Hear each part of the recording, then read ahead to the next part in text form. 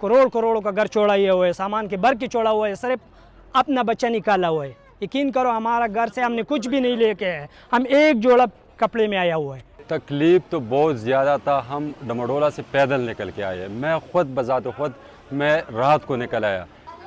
खैबर पख्तूनख्वा के कबायली इलाके बाजोड़ में जारी टारगेटेड ऑपरेशन की वजह से बड़ी तादाद में लोगों को नकल मकानी करनी पड़ी। हुकूमत की जानिब से बाजोड़ स्टेडियम में पनाह गज़ीनों के लिए कैंप भी कायम किया गया है। इधर ही हम ज़मीन में रहते हैं भाईजान, न नीचे रज़ाई है, न कोई चटाई वगैरह है, न कोई बाला है, हम सारा ज़मीन में सोए जाते हैं। पानी आप ख़ुद देख लो, सामने बाथरूम है, ये पानी देखो, पानी नहीं है। सुबह हम उठ गया, हम खुद चला गया मस्जिद सामने, उधर जो जुमात खड़ा था, मैं वापस निकल गया, हुजूर का पानी नहीं था। आज सुबह का बात करना। हुकूमती आदाद व शुमार के मुताबिक 8,000 के करीब खानदानों ने नकल मकानी की है। बहुत से मुतासरीन का कहना है कि उनके घर की देखभाल के लिए अब भी कुछ अफराद पीछे रुक गए हैं।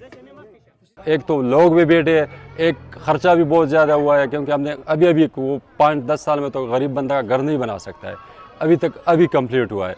तो खुदारा उन पर भी मतलब नज़र रखा जाए, मतलब टारगेटेड कार्रवाई करे, क्योंकि दोबारा हमारे घरों को नुकसान न पहुंच जाए, सो टारगेटेड काम हो जाए। और दूसरी बात, अभी हमें सूबाई हुकूमत से हमारी दरख्वास्त है कि खुदारा हमारी मदद करे। आप लोगों के कहने पे हम इधर निकल आए।